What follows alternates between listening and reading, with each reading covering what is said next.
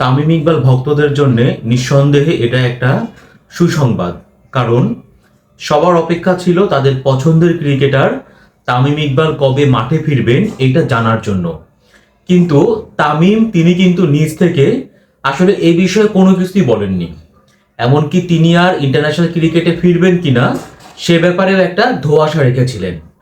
কারণ সবারই কিন্তু প্রত্যাশা ছিল যে তামিম ইকবাল আফগানিস্তান সিরিজ দিয়ে আবার ইন্টারন্যাশনাল ক্রিকেটে ফিরবেন এবং তিনি চ্যাম্পিয়ন্স ট্রফিতেও খেলবেন।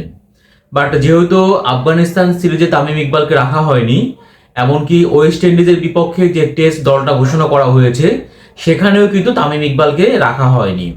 সো এরপরে কিন্তু আবার ওয়ান ডে এবং টি-20ও আছে, তবে তামিম ইকবাল তিনি টি-20 খেলেন না। সো তামিম ইকবাল তার ওয়েস্ট ইন্ডিজের সঙ্গে ওয়ান ডে সিরিজটাও খেলার সম্ভাবনা খুবই কম। তো তাহলে পরে আমি প্রথমে কেন বললাম যে তামিম ইকবাল সমর্থকদের জন্য সুখবর, কারণটা হচ্ছে জাতীয় দলের নির্বাচক হান্নান সরকার তিনি কিন্তু জানিয়েছেন যে তামিম ইকবাল কবে মাঠে ফিরবেন।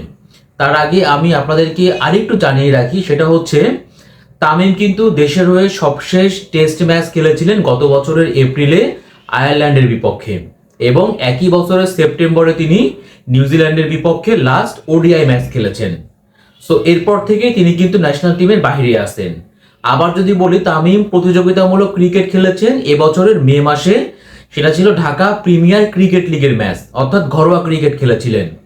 তো এরপর থেকেই কিন্তু একটা কৌতূহল যে তামিম ইকবাল কবে ন্যাশনাল টিমে ফিরবেন, কবে তাকে মাঠে আবার দেখা যাবে। বিশেষ করে যখন গত 5 আগস্ট আওয়ামী লীগ সরকারের পতন হলো, তারপর থেকে কিন্তু আমরা দেখতে পেলাম যে তামিম ইকবাল তিনি যে অভিমান করে ক্রিকেট থেকে দূরে ছিলেন, বিশেষ করে তার কিন্তু মানে মনোমালিন্যর ব্যাপারটা ছিল হচ্ছে কোচ চন্ডিকা হাথুরু সিং এর সঙ্গে। সো 5 আগস্টের পরে কিন্তু বিসিবিতে একটা পরিবর্তনের হাওয়া লেগেছে, যেখানে নাজমুল হাসান পাপন তিনি পদত্যাগ করেছেন, বোর্ড প্রেসিডেন্ট হয়েছেন ফারুক আহমেদ, কোচ চন্ডিকা হাথুরু সিং এ তাকে বরখাস্ত করা হয়েছে, এবং এখন কিন্তু নতুন কোচ হয়েছেন ফিল সিমন্স। এবং সবচেয়ে বড় যে ব্যাপার সেটা হচ্ছে যে বর্তমানে যে ক্রীড়া উপদেষ্টা আসিফ মাহমুদ, তার সঙ্গে কিন্তু তামিম ইকবালের সম্পর্কটা খুব ভালো একটা সম্পর্ক রয়েছে। সো এই যে বিসিবিতে যে পরিবর্তনের হাওয়া লেগেছে বা দৃশ্যপট পরিবর্তন হয়েছে, এই ঘটনার পর থেকেই কিন্তু সমর্থকদের মধ্যে কৌতূহলটা আরো বেশি বেড়েছিল যে তামিম তাহলে কবে ফিরবেন। এবং এইখান থেকেই একটা উজ্জ্বল সম্ভাবনা তৈরি হয়েছিল যে তামিম ফিরতে পারেন আফগানিস্তান সিরিজ দিয়ে। কারণ যদি 25 সালে চ্যাম্পিয়ন্স ট্রফিতে খেলতে হয়, তাহলে পারে কিন্তু ন্যাশনাল টিমের হয়ে খেলা মানে ইন্টারন্যাশনাল ক্রিকেটের চাইতে বড় কোনো প্রস্তুতি আর একজন খেলোয়াড়ের হতে পারে না। এবং এই চ্যাম্পিয়ন্স ট্রফির আগে, অর্থাৎ ফেব্রুয়ারিতে চ্যাম্পিয়ন্স ট্রফি, তার আগে বাংলাদেশ দল আফগানিস্তানের সঙ্গে 3 ম্যাচের ওয়ানডে সিরিজ খেললো, এবং এরপরে তারা কিন্তু ওয়েস্ট ইন্ডিজে একটা পূর্ণাঙ্গ সিরিজ খেলবে। এরপরে হলো বিপিএল শেষ হলেই আসলে চ্যাম্পিয়ন্স ট্রফিটা হবে।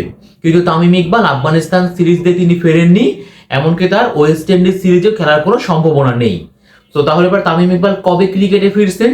তামিম আসলে ক্রিকেটে ফিরবেন আমরা সবাই জানতাম যে তিনি কিন্তু বিপিএল এ খেলবেন, এবং তিনি এবারও বিপিএল আসলে ফরচুন বরিশালের হয়ে খেলবেন। বাট তার আগে আসলে বিপিএল এর আগে আমরা কিন্তু দেখতে পেয়েছি তামিম গত কয়েকদিন ধরেই সাম্প্রতিক সময়ে তিনি কিন্তু মিরপুর শেরেবাংলা স্টেডিয়ামে এসে ব্যাটিং প্র্যাকটিস শুরু করেছেন, এবং পাশাপাশি তিনি কিন্তু ফিটনেস নিয়েও কাজ করছেন। এবং বিপিএল এর আগে আপনারা সবাই জানেন যে এখন জাতীয় ক্রিকেট লিগের খেলা চলছে, এবং এটা কিন্তু 4 দিনের ম্যাচ, অর্থাৎ এই 4 দিনের ম্যাচ শেষ হওয়ার পরেই আপনার হলো ডিসেম্বরের 11 তারিখ থেকে মূলত টি-20 সংস্করণের একটা এনসিএল হবে। সো তামিম ইকবাল তিনি টি-20 সংস্করণের এনসিএল দিয়েই মূলত আবারও প্রতিযোগিতামূলক ক্রিকেটে ফিরবেন, এবং তিনি কিন্তু চট্টগ্রাম বিভাগের হয়ে খেলবেন। সো আজকে কিন্তু এটাই কনফার্ম করেছেন জাতীয় দলের নির্বাচক হান্নান সরকার। তবে একটা কথা বলে রাখি যে তামিম ইকবাল তাকে কিন্তু ফিটনেস টেস্টও দিতে হবে, কারণ তিনি হচ্ছে অনেকদিন ধরে টি-20 ক্রিকেটে বাহিরে আছেন। তবে হান্নান সরকার এই কথাও বলেছেন আসলে সিনিয়র ক্রিকেটার হওয়ার কারণে আপনার এই ফিটনেস টেস্টে খেলোয়াড়দের কিন্তু একটা বেঞ্চমার্ক থাকে, বাট সেই বেঞ্চমার্ক যে পেতে হবে এরকমটা কিন্তু না।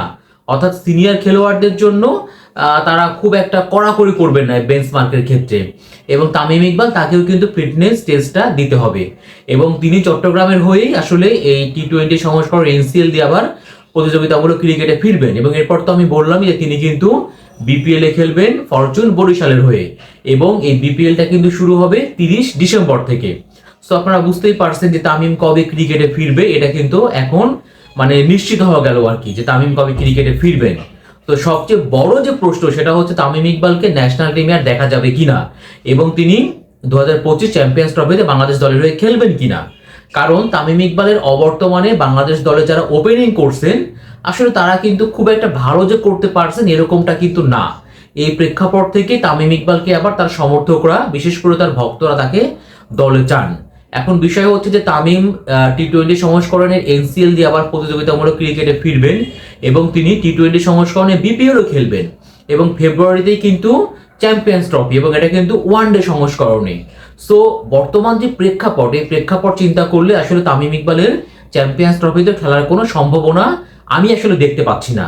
তবে তামিম ইকবাল চ্যাম্পিয়ন্স ট্রফিতে খেলবেন কিনা বা তিনি আসলে আর ইন্টারন্যাশনাল ক্রিকেটে ফিরবেন কিনা, এই ব্যাপারটা আমার মনে হয় যে দর্শকদের মধ্যে যে কৌতূহলটা আছে এই কৌতূহলটা আসলে তামিমের নিজেরই মেটানো উচিত, এবং নিজের এই অবস্থানটা যে তিনি আর ইন্টারন্যাশনাল ক্রিকেটে ফিরবেন কিনা এই অবস্থানটা তার নিজেরই পরিষ্কার করা উচিত। তাহলে পরে সেটা শুধু তামিম ইকবাল না, সবার জন্য মনে হয় ভালো হবে। বিশেষ করে বলবো ন্যাশনাল টিমে যারা টিম সিলেক্টর আছেন তাদেরও কিন্তু টিম সিলেকশন করতে কিন্তু একটা সুবিধা হবে।